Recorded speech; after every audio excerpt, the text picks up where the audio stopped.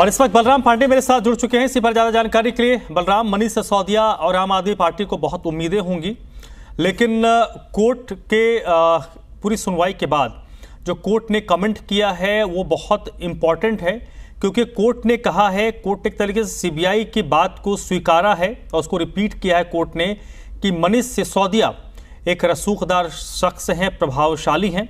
अगर उनको जमानत दी जाए तो वो अपने प्रभाव का इस्तेमाल कर सकते हैं।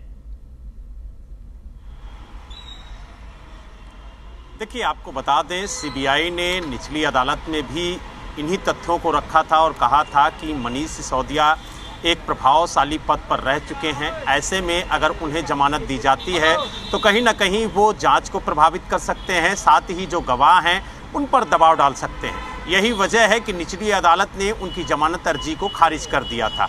हालांकि जब निचली अदालत के फैसले को चुनौती हाईकोर्ट में दी मनीष सिसोदिया ने, तो हाईकोर्ट ने सीबीआई को नोटिस जारी करके अपना पक्ष रखने की बात कही। हालांकि जब सीबीआई ने 2 सप्ताह में अपनी बात कोर्ट के सामने रखी तो उसने कहा कि जिस तरीके से मनीष सिसोदिया दिल्ली सरकार में डिप्टी चीफ मिनिस्टर रहे और काफ़ी ज़्यादा उनका प्रभाव रहा, तो ऐसे में अगर उन्हें जमानत दी जाती है तो कहीं ना कहीं जो जांच चल रही है वो प्रभावित हो सकती है, साथ ही जो गवाह हैं वो टूट सकते हैं, लिहाजा उन्हें जमानत ना दी जाए। और यही वजह है कि इसी को आधार बना करके हाई कोर्ट ने उनकी जमानत अर्जी को खारिज किया है।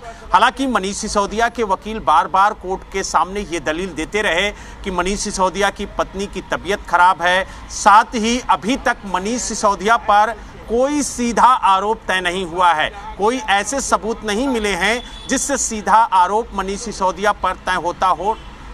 लेकिन कहीं ना कहीं हाई कोर्ट ने सीबीआई की दलील को प्राथमिकता दी और कहा कि जिस तरीके से जांच एजेंसी बार बार ये दावा कर रही है कि जांच अभी चल रही है, ऐसे में जांच प्रभावित हो सकती है, इनके रसूख के चलते जो गवाह हैं वो प्रभावित हो सकते हैं, तो लिहाजा ऐसे में इन्हें जमानत नहीं दी जा सकती है। और यही वजह है कि 11 मई को जमानत अर्जी पर हाईकोर्ट ने अपना फैसला सुरक्षित रखा था और आज हाईकोर्ट ने अपना फैसला सुनाया जिसमें उसने मनीष सिसोदिया की जमानत अर्जी खारिज कर दी। हालांकि अब इस हाईकोर्ट के फैसले को सुप्रीम कोर्ट में मनीष सिसोदिया चुनौती देंगे और उन्हें उम्मीद है कि सुप्रीम कोर्ट में उन्हें जमानत जरूर मिलेगी। हालांकि जिस तरीके की दलीलें दोनों पक्षों ने हाईकोर्ट में रखी हैं उसको हाईकोर्ट ने सुनने के बाद अपना फैसला सुरक्षित रखा था और कहीं ना कहीं आज सीबीआई की बात को प्राथमिकता देते हुए हाईकोर्ट ने मनीष सिसोदिया की जमानत अर्जी खारिज कर दी है। जी, अब विकल्प तो उनके पास यही बचता है कि वो ऊपरी अदालत में इस फैसले को चुनौती दें। देखिए, अब स्पष्ट हो गया है और मनीष सिसोदिया के वकील ने भी कहा है कि वो सुप्रीम कोर्ट जाएंगे और सुप्रीम कोर्ट में अपनी बात को रखेंगे। हालांकि मनीष सिसोदिया की जमानत को लेकर के सबसे पहले मनीष सिसोदिया सुप्रीम कोर्ट ही गए थे, तो सुप्रीम कोर्ट ने उनसे कहा था कि अभी आपके पास कई विकल्प हैं, उन विकल्पों के पास जाइए, अगर आपको वहां से राहत नहीं मिलती है तो हम बैठे हैं। और यही वजह है कि फिर उन्होंने नियमों का पालन करते हुए सबसे पहले अपनी जमानत अर्जी निचली अदालत में दाखिल की। जब वहां से जमानत अर्जी खारिज हुई तो वो हाई कोर्ट गए, हाई कोर्ट में आज जमानत अर्जी उनकी खारिज हो गई है, तो अब वो सुप्रीम कोर्ट जाएंगे। तो यानी जिस तरीके से उन्होंने अपनी बातों को निचली अदालत में रखा, हाई कोर्ट में रखा और अब वो अपनी बात को सुप्रीम कोर्ट में रखेंगे। लेकिन एक नियम के तहत कोई भी आरोपी हो, जब तक उसे सज़ा नहीं हो जाती है तब तक वो आरोपी ही रहता है और ऐसे में हर एक आरोपी का अधिकार होता है कि उसे जमानत मिले। और इसी को लेकर के सुप्रीम कोर्ट उनके वकील जाएंगे और इनकी बात को मजबूती से रखेंगे।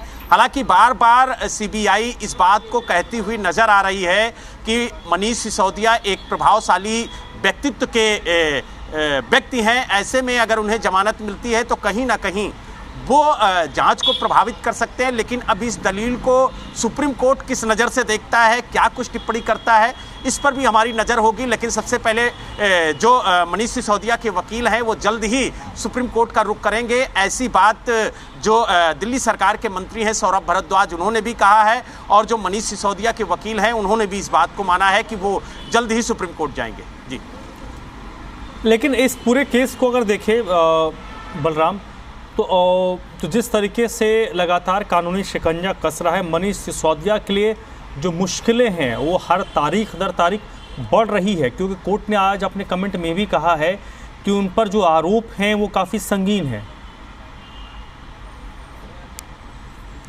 बिल्कुल, देखिए जिस तरीके से सीबीआई ने अपनी बातों को कोर्ट के सामने रखा और जिस तरीके से सप्लीमेंट्री चार्जशीट में मनीष सिसोदिया का नाम आया है, तो कहीं ना कहीं मनीष सिसोदिया की जो भूमिका है वो संदिग्ध है और इसीलिए कोर्ट ने ये टिप्पणी की है कि मनीष सिसोदिया पर जो आरोप लगाए गए हैं वो बेहद गंभीर हैं। और जिस समय ये कथित शराब घोटाला हुआ उस समय जो आबकारी मंत्री थे वो मनीष सिसोदिया थे, तो ऐसे में जो आरोप लगे हैं उन पर वो बेहद गंभीर हैं। लेकिन उन आरोपों में कितनी सच्चाई है ये तो जब कोर्ट के सामने गवाह पेश किए जाएंगे, जब सबूत पेश किए जाएंगे, तब देखने वाली बात होगी। लेकिन कहीं ना कहीं जो उन पर चार्ज लगा है वो बेहद गंभीर है और यही वजह है कि इन आरोपों को देखते हुए हाई कोर्ट ने उनकी जमानत अर्जी खारिज की है। जी चलिए, बहुत बहुत शुक्रिया बलराम आपका इस पूरी बातचीत के लिए, पूरी जानकारी के लिए।